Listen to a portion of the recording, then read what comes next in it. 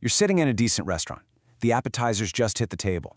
You're actually having a normal conversation for once, one that has absolutely nothing to do with database shards or memory leaks. Lighting is low. Mood is great. And then, your pocket vibrates. 3 short bursts. You know the exact cadence. High urgency. Pager duty. Production is bleeding. Your heart rate spikes to 120 instantly. That adrenaline dump? Completely involuntary. You stare at the screen. The whole table just goes quiet. Your partner sighs because they already know what's happening. You are about to ruin dinner. I had a junior engineer confess to me last month that her absolute biggest fear is having to whip out her laptop right there at the dinner table while a waiter awkwardly tries to refill the water glasses. I get it. It is a completely valid fear. I've done it. I've sat in the passenger seat of an Uber at 2 in the morning, glowing laptop open on my knees, desperately trying to SSH into a deadlocked Postgres cluster, while the driver quietly listens to jazz. It is miserable. Every bump in the road makes you mistype a command. Look, on-call is just the tax you pay for scale. If you want to work on massive distributed systems, this is the price of admission. But there is a massive, life-altering difference between carrying the pager and letting the pager own you. We aren't doing the sanitized textbook version today. I'm not drawing clean little system diagrams on a whiteboard. We're talking survival. I'm going to tell you how to actually carry this thing without burning out and rage-quitting the industry in 6 months. Surviving this reality comes down to a few hard truths. You have to understand the baseline math of the stress you're under. You have to force strict, military-level order onto 3 a.m. chaos, and you have to treat your shift handoff like a binding legal document. Because people coming fresh out of boot camps, they think on-call just means answering some emails off hours, maybe checking a dashboard. It's not. It is a fundamental alteration of your physical freedom. Let's just look at the math. Google's SRE book lays this out perfectly. If your system targets 4 nines of availability, that's 99.99% uptime, you are allowed about 13 minutes of downtime per quarter. 13 minutes for the entire 3 months. Think about that practically. If it takes you 4 minutes to wake up, find your glasses, grab your YubiKey, and open your laptop, you have burned 30% of your quarterly error budget before you even typed a password. That means your response SLA is usually 5 minutes. You live your life in 1-week blocks. During your primary week, you don't go to movies, you don't take a flight. You plan your grocery runs around known cellular dead zones. You carry your machine everywhere. One trick I picked up from a senior guy years ago. Buy a $100 Chromebook, wipe it, throw a lightweight Linux distro on it. Take it to the bar, the park, the grocery store. If somebody spills a hazy IPA on it, you literally do not care. But you always have a terminal ready. And the backup hierarchy? The system assumes humans fail. If I sleep through my 4 a.m. alarm, the system escalates to my secondary. If they miss it, it wakes up my director. Yes, it's humiliating to have your boss woken up because you sleep heavily, but it protects the company. You are a biological component in a highly available system. Biological components fail. We get tired, we get sick. The schedule is the safety net. So the alarm actually goes off. You're awake. The Slack huddle is already open. What happens in the next 60 seconds dictates if you're going back to sleep in 20 minutes or if you're ruining everyone's weekend.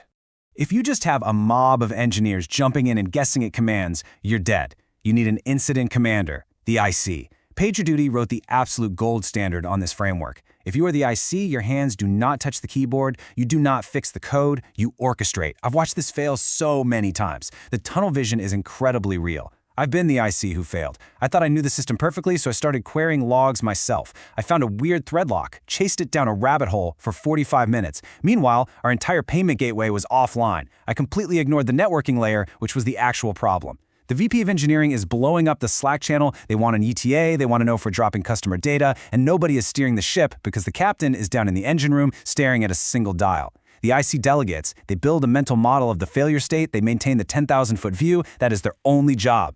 You need a specific cast of characters. The deputy watches the IC's blind spots. They manage the severity level. Then you have the scribe. The scribe drops every timestamp, every command, every decision into the channel. Do not skip the scribe. I promise you, human memory is completely useless after a stress event.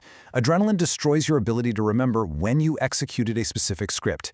Did you drop the database connections before or after the failover? You won't know. The scribe knows. When the dust settles and you have to write the post-mortem, the scribe's timeline is the only thing keeping you from guessing. Then you have your subject matter experts looking at the actual graphs, and your liaisons. The liaisons talk to the angry customers and the panicked executives. Why? So the engineers can actually think. You cannot debug a network partition while the CEO is tagging you every 30 seconds. If you're just a responder, PagerDuty has one golden rule: don't panic. You join the bridge, you mute your microphone, and you wait. You wait for the IC to ask for your input. If you aren't the primary expert for the service that's failing, you filter your ideas through the person who is. There is nothing worse than the helpful engineer who jumps on the bridge at 2 a.m. and starts suggesting we reboot random clusters because it worked that one time 3 years ago. Silence is better than noise. A call with 15 panicked engineers yelling out random theories actively extends the outage. By the way, if you're finding this kind of reality check useful, just hit subscribe to DevOps Corner. We don't do fluff here, just what actually works in production. Now, surviving a single incident is one thing. Surviving a year of them requires you to play defense. If you're constantly just reacting, the pager will slowly drain your soul. Look at this number, 50%. Google caps pure operational work at 50%. If you spend more than half your week reacting to pages, closing tickets, and doing manual restarts, you are in a state of operational overload. The rest of your time has to be spent engineering the problems out of existence. If management won't give you time to fix the underlying technical debt, the pager load just compounds. Technical debt accrues interest, and that interest is paid in human sleep. It becomes a death spiral until your best engineers quietly update their resumes and leave. They won't even complain, they'll just vanish. You have to push back. You have to brutally minimize the noise. Alert fatigue is a physical illness. When your pager goes off 10 times a day for non-actionable garbage, your brain gets trained to ignore it.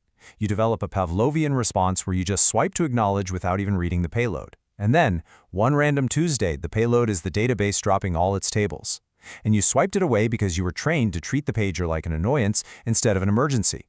A brain at 3 a.m. operates at about a third of its normal capacity. You are basically legally drunk from sleep deprivation. You need runbooks that are literal copy-paste instructions.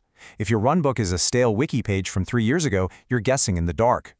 You also have to aggressively tune your alerts. Stop alerting on causes, alert on symptoms. I do not care if a database node spikes to 90% CPU if the user latency remains completely flat. The user doesn't care, so don't wake me up for it. Page me when the checkout API actually throws a 500 error. Everything else is a Jira ticket for Monday morning.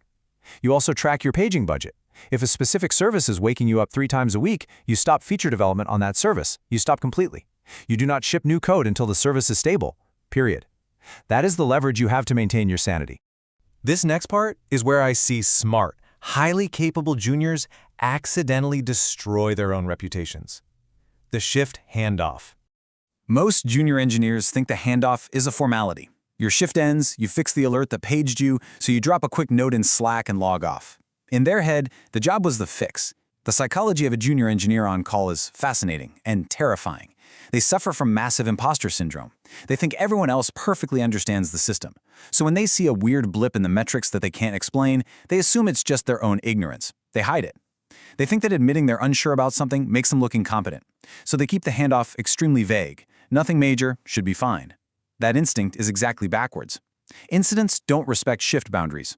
That weird memory blip you saw at 4 p.m., the one that just magically recovered on its own, that is very often the first symptom of the exact thing that takes production offline at 2 a.m. on my watch. When the postmortem gets written, people reconstruct the timeline. The timeline always surfaces that early signal. The question in the room becomes, did the on-call at 4 p.m. know? If your handoff said all quiet, you now look like someone who missed an obvious signal, or worse, someone who saw it and buried it to look good. A bad handoff is vague. It relies on the next person reading your mind. A good handoff over-documents the unfinished. I want to be very clear about this. A well-written handoff is an act of extreme empathy. You are talking to someone who might be woken up out of deep REM sleep in 4 hours. They're going to be groggy, they're going to be scared. Your handoff is the only lifeline they have to understand the state of the world.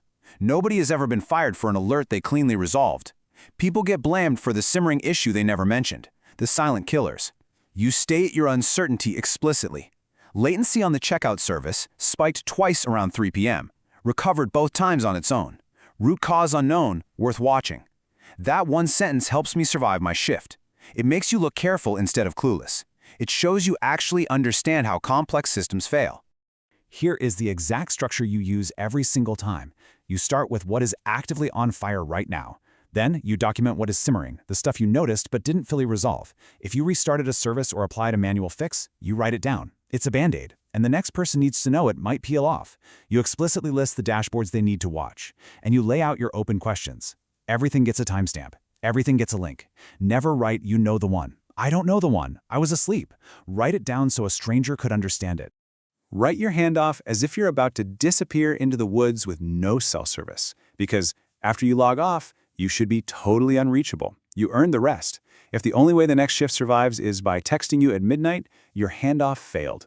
Look closely at the last note you left your team. Are you hiding a 3 a.m. landmine for the next engineer? Fix your process.